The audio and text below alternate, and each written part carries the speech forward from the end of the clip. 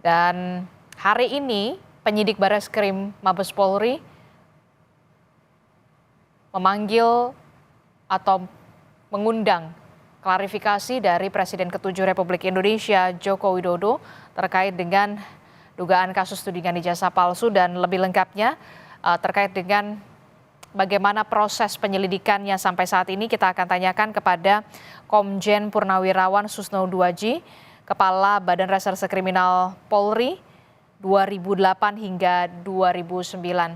Pak Susno, selamat pagi. Pak Susno.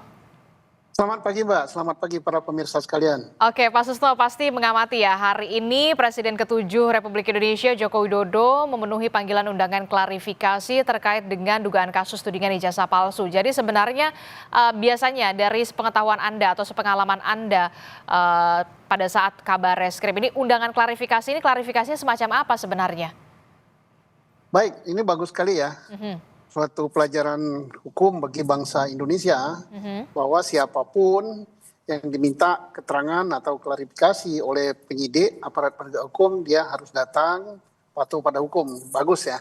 Kemudian klarifikasi itu untuk mencocokkan informasi-informasi yang sudah diterima dan ini belum sampai pada tahap penyidikan atau pembuatan BAP sebagai saksi. Ya. Jadi belum pro justisia, jadi baru keterangan-keterangan mengklarifikasi misalnya apakah ini betul ijazah Bapak, apakah betul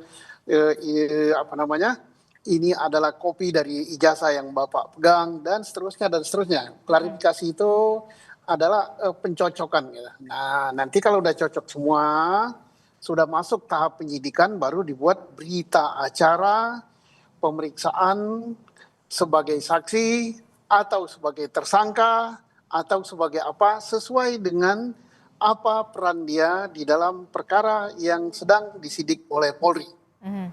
Oke, itu step by stepnya. Setelah itu, apakah nanti juga akan ada pemeriksaan terhadap sejumlah orang lagi, atau seperti apa? Atau kemudian masuk ke penelitian dari, atau pengujian dari laboratorium forensik, atau seperti apa nanti step by stepnya, Pak Susno?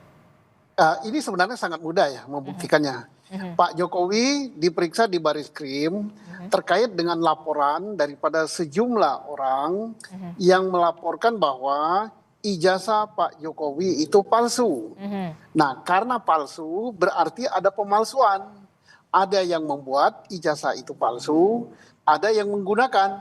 Nah, yang menggunakan bisa Pak Jokowi, yang membuat bisa pihak lain. Nah, itulah yang diklarifikasi. Nah, Pak Jokowi diminta tentunya membawa ijazah yang dia pegang. Nah, ijazah yang dipegang oleh Pak Jokowi itu tidak terlalu sulit untuk membuktikannya apakah tuduhan itu palsu, apakah tuduhan itu tidak palsu. Caranya berkali-kali saya katakan, saya dari kacamata penyidik, netral, saya tidak memihak Pak Jokowi, tidak memihak para pelapor. Caranya gimana? Ya langsung saja ke UGM kan, Universitas Gadjah Mada yang mengeluarkan ijazah itu. Berkali-kali saya katakan bahwa UGM itu adalah sebuah universitas, lembaga pendidikan yang reputasinya sudah tidak diragukan lagi, bertaraf internasional. Ya.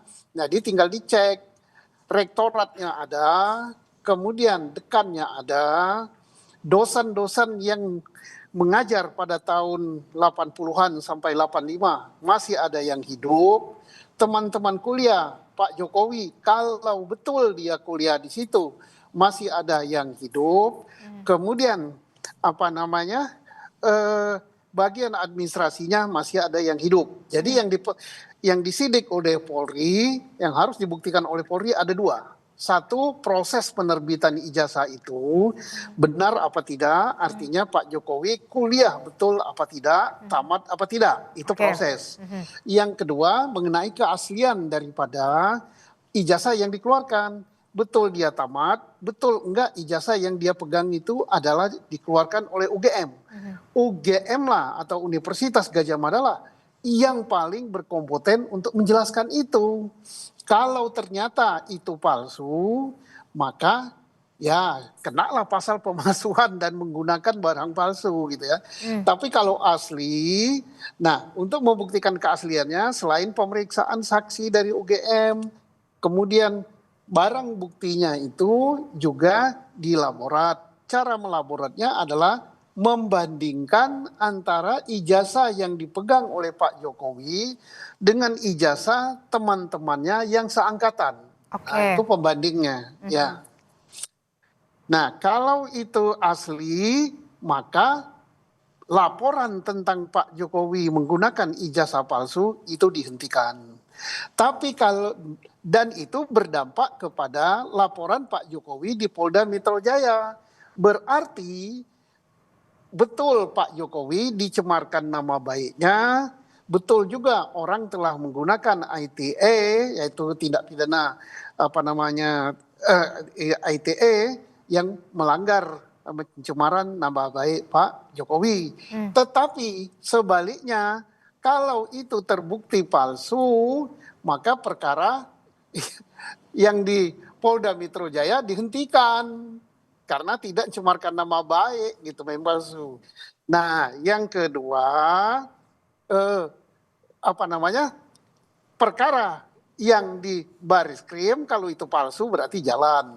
Dan sekali lagi saya ingatkan bahwa yang dipersoalkan itu bukan ijazah yang ditayangkan di media sosial ya.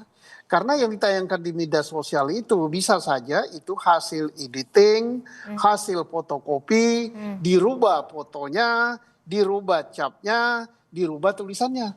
Yang ijazah dipersoalkan, objek palsu atau tidak itu ada Pak Jokowi.